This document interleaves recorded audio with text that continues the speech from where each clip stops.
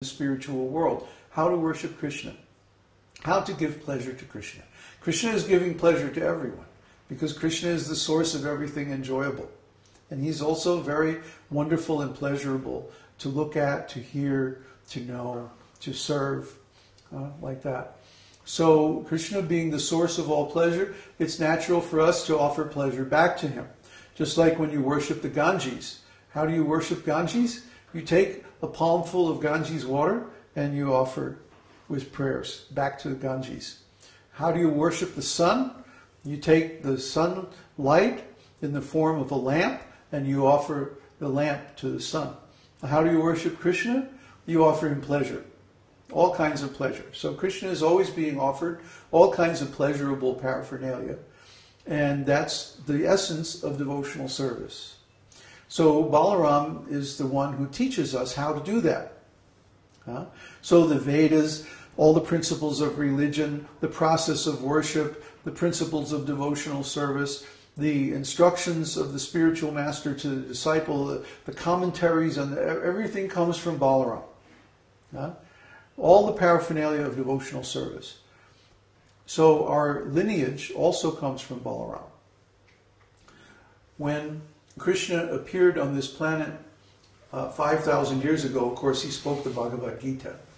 And that has been passed down through our lineage ever since. But then Krishna came again. And this is something that very few people know. Krishna came again 500 years ago as Lord Chaitanya, Sri Chaitanya Mahaprabhu.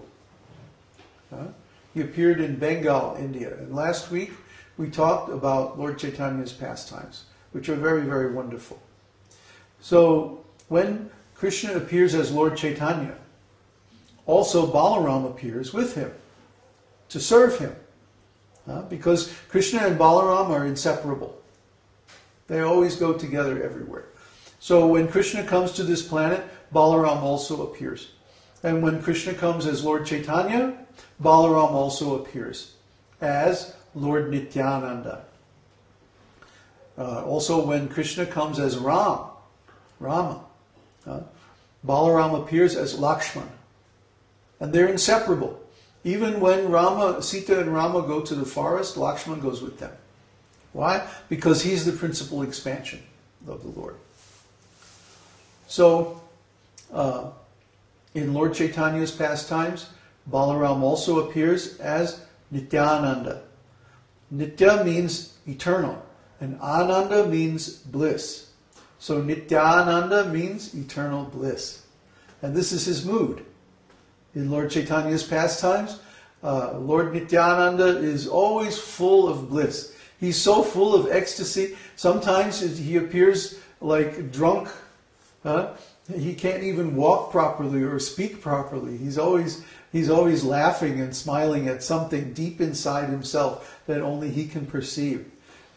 Nityananda. And this is his spiritual pleasure. Why does he have this Nityananda? Why does he have this eternal spiritual pleasure? Because he's always serving Krishna. He's the greatest servant, the original servant of Krishna. So he's always feeling this eternal transcendental bliss deep within himself. And therefore he's always happy and smiling and dancing and chanting Krishna's name and acting out Krishna's pastimes. For example, Lord Nityananda appeared in the village called Ekachakra. Ekachakra means one circle. One circle. You've seen our logo? There's a triangle and then there's three circles. But he's only one. He appeared in the one circle. That means the esoteric circle. You see? So Lord Nityananda appears in the esoteric circle. And then he spreads these esoteric truths by his own example. His father was a very nice Brahmana called Harai Pandit. And Harai Pandit, he was such a perfect father.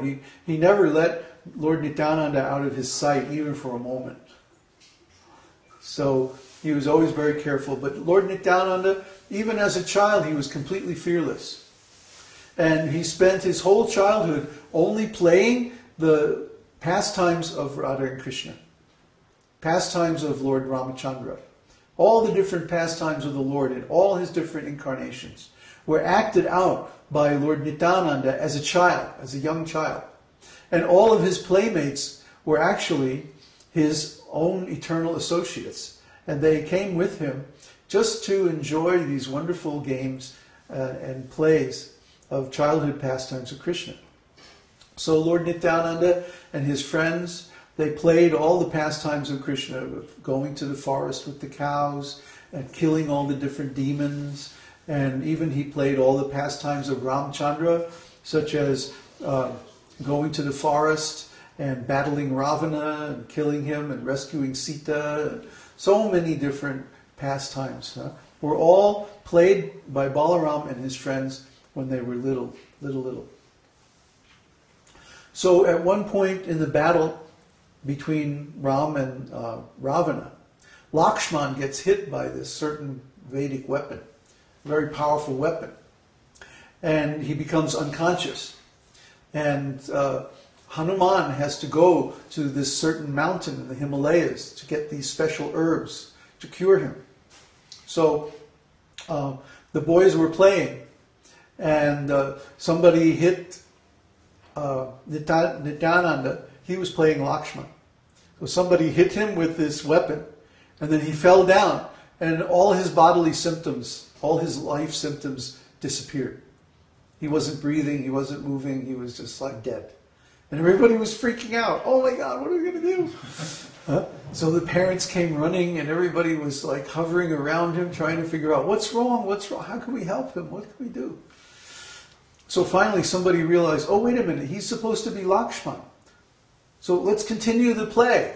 Come on. And so Hanuman, the boy dressed up as Hanuman, he made a great jump, and he went to the mountain, and he picked up the top of the mountain, and he was coming back, and then he had to fight these demons to get back and everything like that. And then finally he took the herbs and he put them under Nityananda's nose, because he was playing Lakshman. And at that moment, Nityananda came out of his trance, and he jumped up and he began chanting, Ram, Ram, Sita Ram, Jai Sita Ram. Like that. So even Lord Nityananda's childhood was saturated with devotional service to Krishna in his different incarnations. So similarly, his whole life was like that. After he got a little bit grown up, he was about 12 years of age. One day a beautiful sannyasi came, and he spent the whole night with Lord Nityananda and Harai Pandit discussing pastimes of Krishna. And the name of this sannyasi is not given in the scriptures, so we don't know who he is. But I think it was Lord Chaitanya's elder brother, Vishvarup, because Vishvarup took sannyas about that same time. And his bodily features were very, very beautiful also, because he was also an expansion of Balaram. So God can appear in many different forms at once, if he likes. There's no problem for him. So anyway, this beautiful sannyasi came, and they spent the whole night discussing Krishna. And by the morning time, they didn't even know that the night had passed. It was like, oh, the sun's coming up? What happened?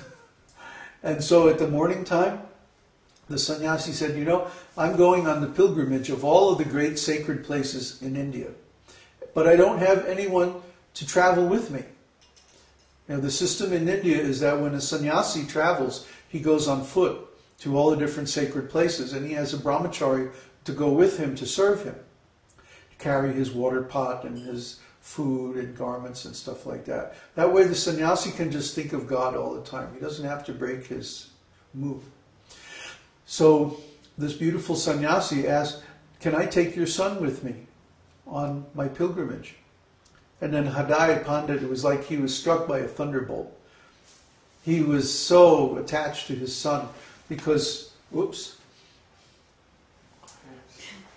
Nityananda was so beautiful. And he was such a wonderful boy that nobody wanted to be separate from him. In fact, his young companions never liked to be away from his company, even for a moment. They would all play together all day and night, and then they would even sleep together, eat their meals together. They couldn't be separated. So then one day, this sannyasi comes and he says, I want to take your son away. And Hadai Pandit was just thunderstruck. But then he thought, well, this also happened in the pastimes of Ramachandra.